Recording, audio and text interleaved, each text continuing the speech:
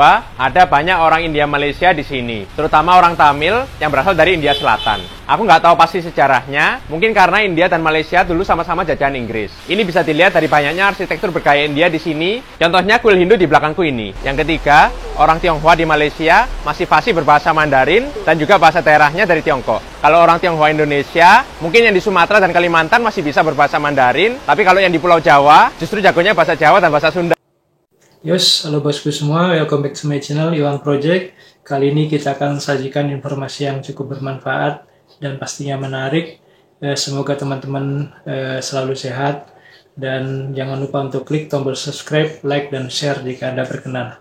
Oke, let's check it out. Ini nggak salah nih komen kayak gini. Sekali lagi saya tanya nih, sejak kapan orang Indonesia berperangai buruk di luar negeri? Ini nggak pernah loh saya dengar ada citra orang Indonesia kayak gini, kecuali dari netizen Malaysia.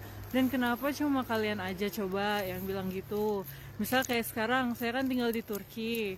Nggak ada tuh orang Turki pernah komplain tentang orang Indonesia. Sangat minim, bahkan hampir tidak ada. Sekalinya nih, ada orang Turki komplain tentang Indonesia, itu cuma karena satu hal, karena cintanya ditolak. Ciela. Di Turki ini ya, orang Indonesia tuh terkenal pintar, pekerja keras, bersih, cantik-cantik. Ayo, kok bisa beda? Kalau seandainya benar-benar jelek nih ya, kenapa orang Indonesia yang di Inggris, yang kerja di Australia, kan banyak yang di Jerman, itu tidak pernah ada kata-kata citra yang buruk seperti itu? Kenapa hanya dari negara kalian saja? Ayo jawab, kebetulan apa kebetulan? Gue greget banget, dari kemarin gue pengen bikin VT ini. Nah, jadi ada turis Malaysia ngebandingin Jakarta sama Kuala Lumpur dan dikasih rating sejelek itu. FYI, gue udah tinggal seumur hidup di Jakarta dan gue kuliah di Kuala Lumpur 3,5 tahun. Untuk mbaknya atau siapapun deh turis yang datang ke Jakarta dan pergi ke Warteg dan ke Tamrin City, kalau mau bandingin, jangan sama pusat kota kalian. Itu salah. Kecuali kalian mau bandinginnya sama Pudu, Ceras, Bukit Jalil. Hah? Ada apa juga di sana? Kagak ada apa-apa. Kalau mau bandingin sama Twin Tower Petronas ataupun Pavilion KL, lu bandingin sama Bundaran HI atau daerah Monas itu. Lagi pula, Jakarta itu bukan kota tourism. Lu kalau mau pergi tuh ke Bali. Nah, terus lu bandinginnya sama apa? Langkawi. Jangan bandingin sama Kuala Lumpur karena udah beda banget. Kalau lu ke Jakarta emang pengen liburan aja atau staycation, ya gue saranin lu tinggal di Langham, ya daerah SCBD situ, atau enggak Park Hyatt tuh yang baru dibangun. Kalau bosan omakase di KL, lu bisa cobain omakase di Jakarta karena lebih bervarian dan lebih banyak lagi restorannya dibandingkan di KL, itu gue jamin. Coba juga ke Asta, ya District 8. Nah, di situ mall campuran kayak art gallery. Daerah situ banyak banget kafe-kafe lucu, tempat-tempat dan building-building yang estetik banget. Untuk yang halal atau berhijab, saya tidak merekomendasikan ini. Tapi untuk turis yang pengen cobain nightlife di Jakarta, boleh cobain H Club, W Club, atau 80 Proof Ultra karena experience-nya bagus banget dibandingkan Zouk KL atau Trek KL.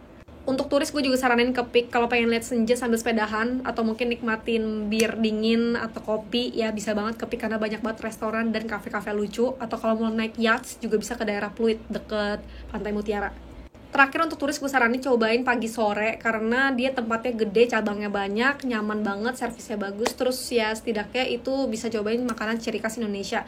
Atau boleh cobain juga seafoodnya Jakarta karena banyak banget yang enak dan menurut gue varian rasanya, penyajiannya lebih bervariasi dan lebih maknyus dibandingkan yang gue makan di KL atau di Malaysia. Di tempat manapun di Malaysia gue cobain, menurut gue seasoning seafood di Indonesia jauh lebih banyak. Nah, kalian bisa cobain juga di Jakarta, nggak usah jauh-jauh ke Bali atau mungkin ke Raja Ampat deh ya.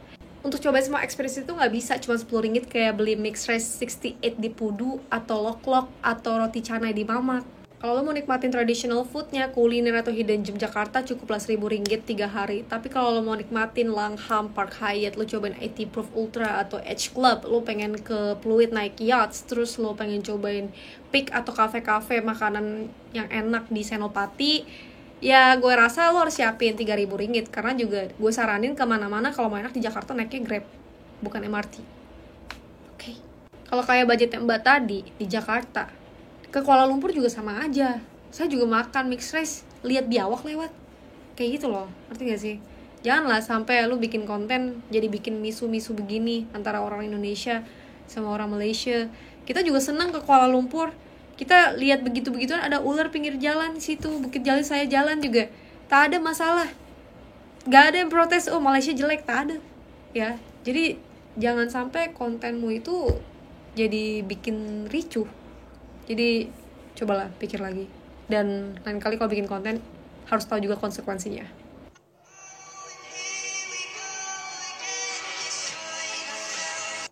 Hai, izin stitch video daripada si Intan Nurliana ini ya. Jadi viral terkait dengan postingan dari Intan Nurliana, seorang turis atau warga negara Malaysia yang berkunjung Indonesia, kemudian memposting beberapa konten terkait foto-foto yang dia ambil dari beberapa spot atau di jalan yang dia katakan berantakan, kemudian makanan yang dia sampaikan bahwa wajahnya diduga ada ulat, kulak dan lain sebagainya menggunakan bahasa-bahasa Malaysia. Satu hal yang perlu digarisbawahi di sini bahwa Indonesia dan Malaysia ini merupakan negara tetangga yang sangat dekat atau paling terdekat dari Indonesia, atau Malaysia pun terdekatnya ke Indonesia. Jadi ada beberapa budaya yang hampir sama, baik dari segi bahasa yang mirip, kemudian rempah-rempahnya, tekstur kulit warga negara Indonesia dan Malaysia, dan beberapa budaya lain yang hampir sama antara Indonesia dan Malaysia. Yang menjadi catatan saya di sini bahwa setiap daerah punya kelebihan dan punya kekurangan sesuai dengan adat dan tradisi budaya masing-masing. Contoh kita lihat di beberapa tempat lain pun punya spot-spot tempat yang memang jauh dari kata yang memang elok.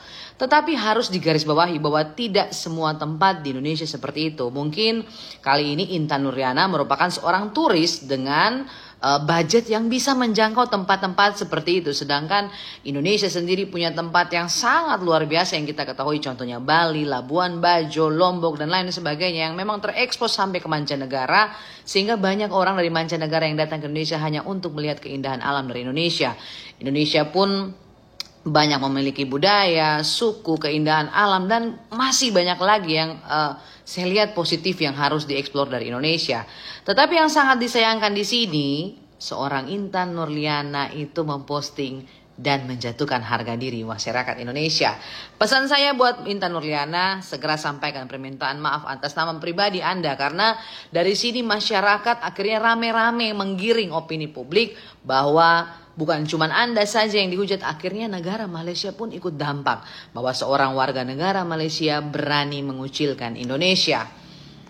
Pesan di sini bahwa siapapun kita, baik itu negara Malaysia yang ke Indonesia ataupun orang Indonesia yang ke Malaysia, tolong untuk tidak saling menghujat atau saling mengeluarkan statement yang sangat merugikan.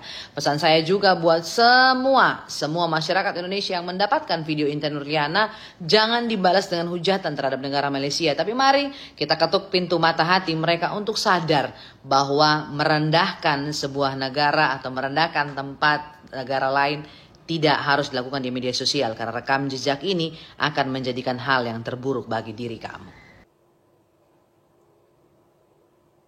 Tonggas, tonggas, tabung gas, tabung gas. Bagasi, bagasi, koper, koper. Landas, landas, papan chopper, papan chopper. Dapur gas, dapur gas. Kompor, kompor. Almari, almari.